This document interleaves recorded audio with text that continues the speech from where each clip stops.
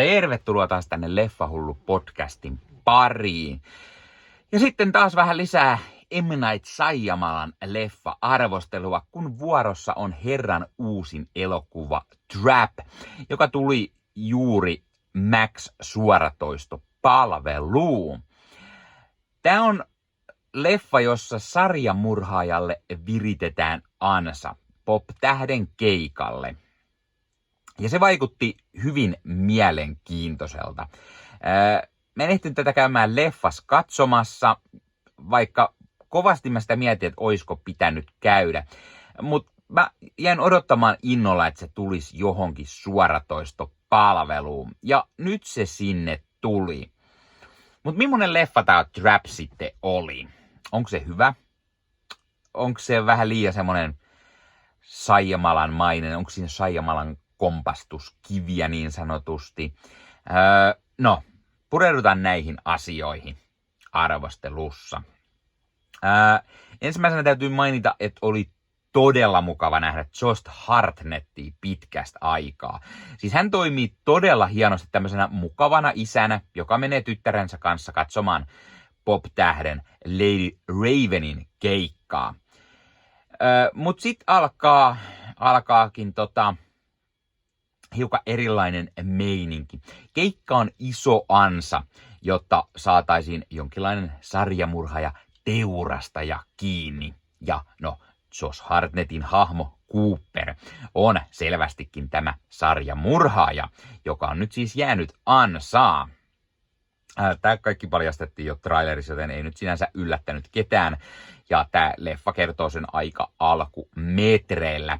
Mutta sitten tämä leffa pureutuu siihen, että mitä kaikkea tämä Cooper on valmis tekemään, jottei hän jää kiinni. Tai jottei hänen tyttärensä huomaa, että hän on jonkunlainen sarjamurhaaja. Se idea, että mennään jonkun pop-tähden keikalle, missä sitten tapahtuu kaiken näköistä, se oli hyvin mielenkiintoinen. Sen lisäksi, että pop-tähti nyt sattuu olemaan Shyamalanin oma tytär, jolle isä haluaa sitten enemmän nostetta. Mutta hitto vielä, tämä Shaleka Shyamalan osaa oikeasti laulaa pirun hyvin. Ja se toimii tosi hyvin, että ollaan tämän pop-tähden keikalla. Katsotaan sitä keikkaa, se vetää useampia biisejä siellä. Sitten tulee semmosia välillä, että tämä Josh Hartnetin hahmo lähtee jotain tekemään siellä ja seurata vähän sitä ja saadaan selville tätä ansa-asiaa enemmän ja näin. Ja siellä sattuu ja tapahtuu yhtä sun toista. Ja sitten kuitenkin aina siinä taustalla toimii se pop-tähden keikka. Niin se oli tosi hienosti toteutettu.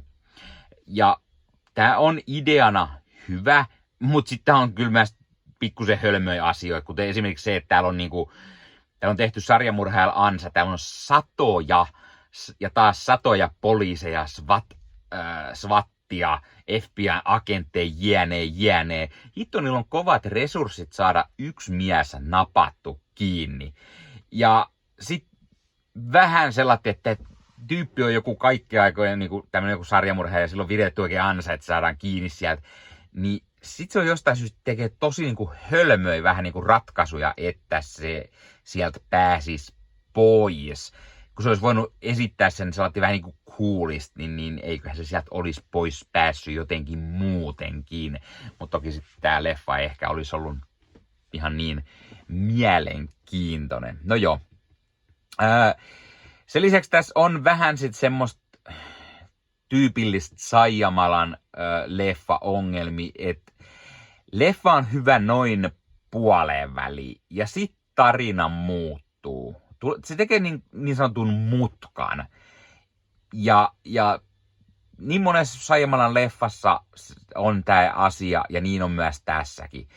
Eli spoilereita, tämä Cooper pääsee pois täältä keikalta ja se ottaa vangiksi tämän Lady Ravenin.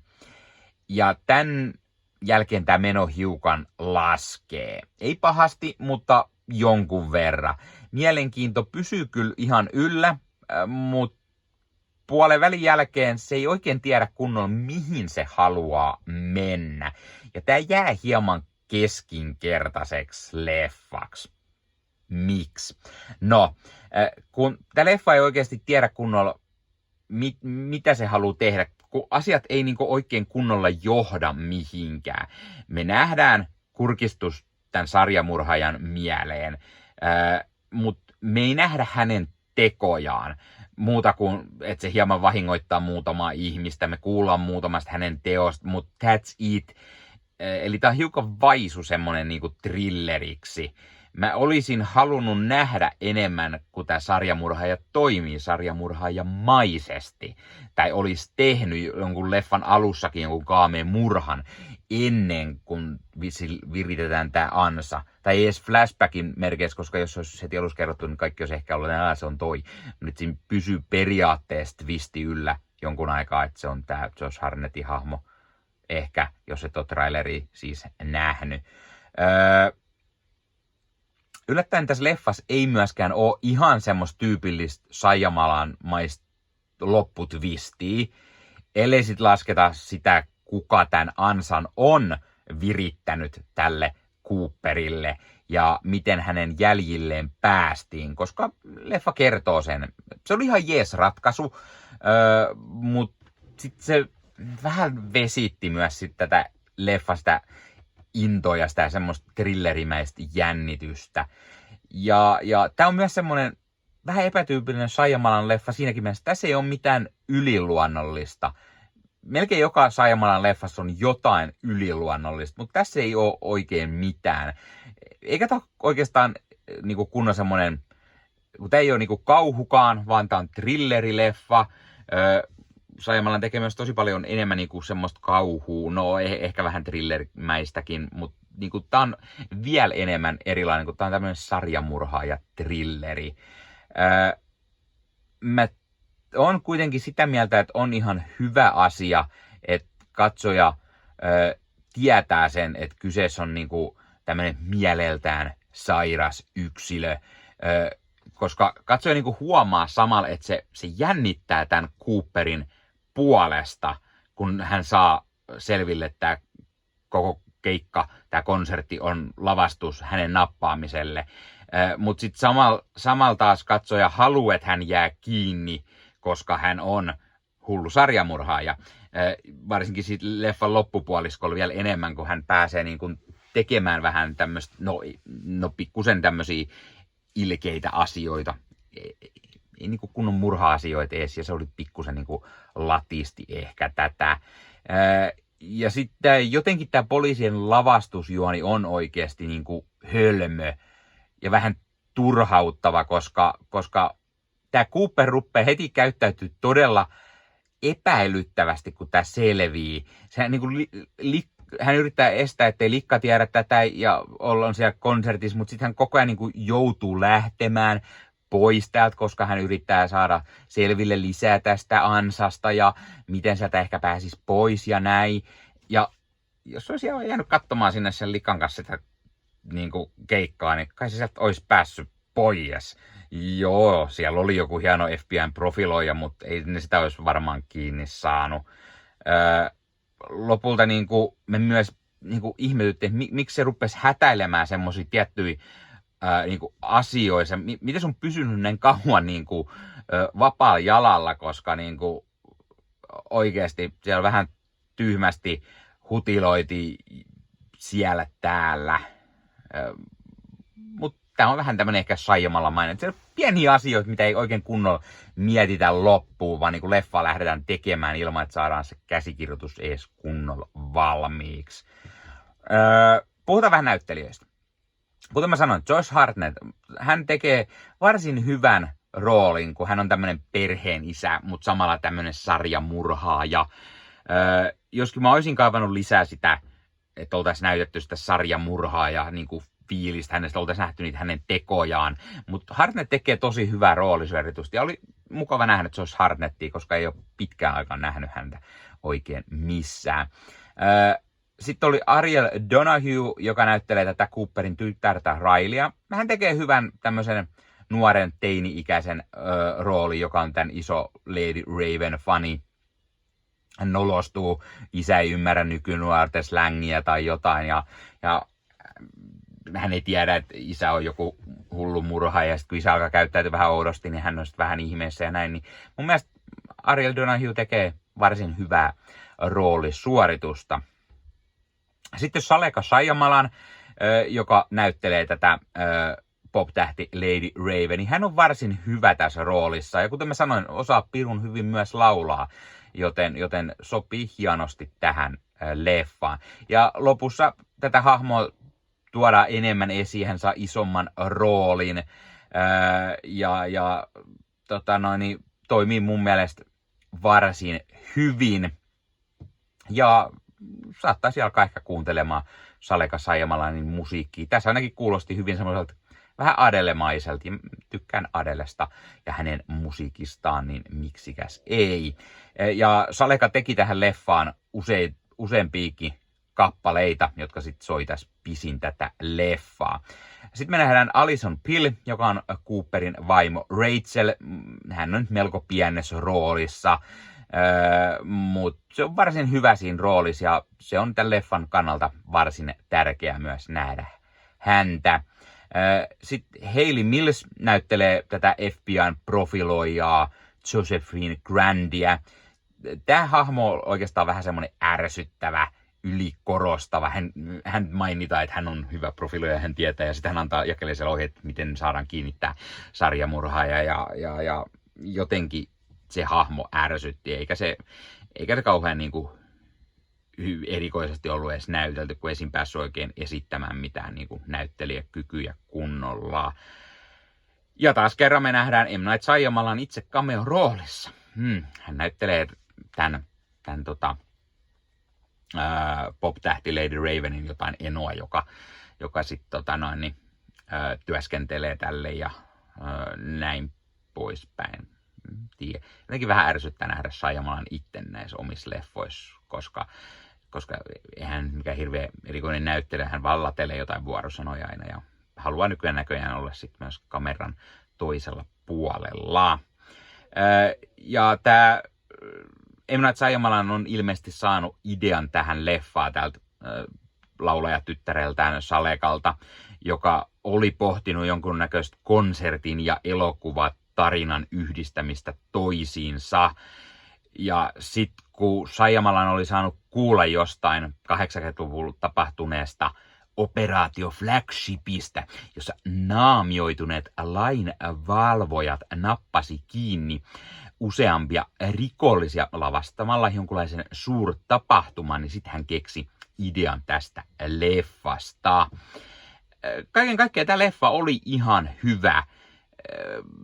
Se olisi silti kaivannut niinku enemmän. Esimerkiksi täältä oltaisiin nähty, millainen sarjamurhaaja tämä Cooper oli, sitä miten hän on toiminut murhaajana, onko hän useamminkin vältellyt kiinni jäämistä, tai että oltaisiin nähty niitä murhia, tai ehkä hiukan hänen niinku muuta perhearkeaan, ja onko vaimo alkanut sit epäilemään jotenkin tai jotain. Nyt tää tuntuu vähän sellaiset kesyltä, vähän lattealta. Ei tää siis ole huono leffa, tää vaan on jälleen kerran semmonen keskinkertainen Shyamalan leffa. Kyllä mä arvosanaksi antaisin ehkä semmoisen 7,5/10.